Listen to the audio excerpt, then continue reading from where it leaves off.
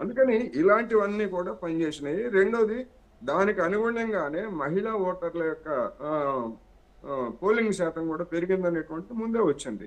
అది ఒక ఇండికేషన్. అందువల్ల అందువల్ల నితీష్ కుమార్ మీద ఎంత వ్యతిరేకత ఉన్నా, లేకపోతే ఎంత అసంతృప్తి ఉన్నా గానీ, ఇంకోటి ఉన్నా గానీ, ఈ తాత్కాలికమైనటువంటి ఈ వాగ్దానాలు, ఇప్పుడు వీళ్ళు మహాగఠబంధన్ వాళ్ళు ఇంకొక ప్రభుత్వ ఉద్యోగం ఇస్తామని చెప్పేసి చెప్తా ఉన్నారు. దాన్ని కూడా నేను సమర్థించను. కానీ వీళ్ళు చేసింది ఏమిటి? వీళ్ళు చేసింది తక్కువ లేదు కదా.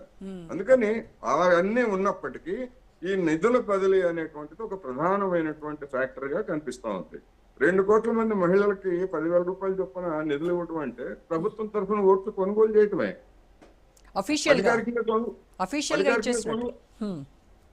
అధికారికంగా కొనుగోలు చేయటమే అది. అందుకని దాని ఎఫెక్ట్ ఖచ్చితంగా పడుతుంది. ఇది కూడా ఎందుకు చెప్తున్నాను పడుతుంది అని ముందే ఎందుకు చెప్తున్నాను అంటే, ఉత్తరప్రదేశ్ లో వీళ్ళు అదే ప్రయోగం చేశారు. ఉత్తరప్రదేశ్ లో అసెంబ్లీ ఎన్నికల సందర్భంగా స్వయం సహాయక బృందాలకి పెద్ద మొత్తంలో నిధులు బదిలీ చేశారు. అది అక్కడ బీజేపీకి లాభపడింది. అందుకని దాన్ని మళ్ళా బీహార్ లో కూడా రిప్లికేట్ చేశారు. మరి ఉత్తరప్రదేశ్ లో ఎందుకు ఆ విధంగా చేశారంటే, తెలుగు రాష్ట్రాల్లో ముఖ్యంగా ఆంధ్రప్రదేశ్ లో మహిళల్ని ఆ విధంగా స్వయం సహాయక బృందాలకు ఇచ్చేటువంటి నిధులు, తక్కువ వడ్డీ నిధులు కావచ్చు, లేదా ఇతరత్ర నిధులతోటి తెలుగుదేశం పార్టీ అయినా లేకపోతే వైసీపీ అయినా కానీ ఆకట్టుకున్నదనేటువంటి గుణపాఠం తీసుకొని ఉత్తరాదిన బీజేపీ ఆ విధమైనటువంటి ప్రయోగం చేశాం. అందుకని దాని యొక్క ఫలితాలన్నీ కూడా ఇప్పుడు కనిపిస్తున్నట్టుగా ఉన్నది. ఇప్పుడు వరకు ఉన్నటువంటి ట్రెండ్స్ ప్రకారం పోటాపోటీగా ఉన్నదని నేను అనుకుంటున్నా.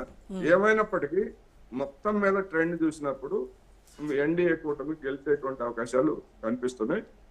ఇవి మొత్తం దేశంలో ఉన్నటువంటి పార్టీలకి, ఎన్డీఏ పార్టీలకు కూడా ఇది గుణపాఠంగానే ఉండాలి. ఎందుకంటే ఇవి ఎట్లాంటివి కనుక లేకపోయేట్లయితే రేపు మిగతా రాష్ట్రాల్లో ఏ విధమైనటువంటి వాగ్దానాలు చేస్తారు. ఇప్పుడు బీహార్ లో కనుక ఎన్డీఏ ఇచ్చినటువంటి ఉచిత హామీలకి కనుక వర్కౌట్ అయ్యి ఉంటే, ఇప్పుడు మరి రేపు జరగబోయేటువంటి రాష్ట్రాల్లో ఎన్నికల్లో కూడా మళ్ళీ ఈ ఉచితాలు రిపీట్ అయ్యేటువంటి ఆస్కారం లేదంటారా? ఖచ్చితంగా ఉంటుంది. ఇప్పుడు బీజేపీ ఏదైతే తాను విధించుకున్నటువంటి ఆ కట్టుబాటుని తీసి పక్కన పెట్టిందో, ఆ మడి విప్పేసి పక్కన పెట్టిందో మహారాష్ట్రలో చూసాం, లాడ్లీ బహన్ పేరుతోటి, మధ్యప్రదేశ్ లో చూసాం. ఇవన్నీ చూసిన తర్వాత దాన్ని ఒక ఉన్నత స్థాయికి బీహార్ లో తీసుకెళ్లారు. మరి మిగిలినటువంటి చోట్ల రాబోయేటువంటి రాష్ట్రాల్లో అది బీజేపీ అధికారంలో ఉన్నటువంటి రాష్ట్రాలు కాదు. మన బెంగాల్ కావచ్చు, లేదా తమిళనాడు కావచ్చు, కేరళ రాష్ట్రాలు కూడా ప్రతిపక్షాలు బలంగా ఉన్నటువంటి రాష్ట్రాలు. అందుకని అక్కడ ఏ విధమైనటువంటి స్ట్రాటజీ అనుసరిస్తారు ఏమిటనేటువంటిది అక్కడ చూడాల్సింది.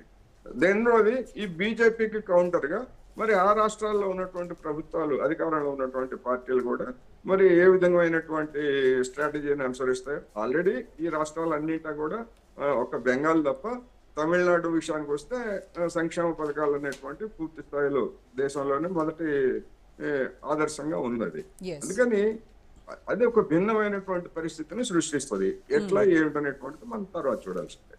రైట్, ఇప్పుడే మనతో జాయిన్ అయ్యారు బీఆర్ఎస్ నాయకులు నాగేంద్ర గౌడ్ గారు. నమస్కారం నాగేంద్ర గౌడ్ గారు. రైట్, ఓకే, లక్ష్మీనారాయణ గారు మీతో మాట్లాడతాం.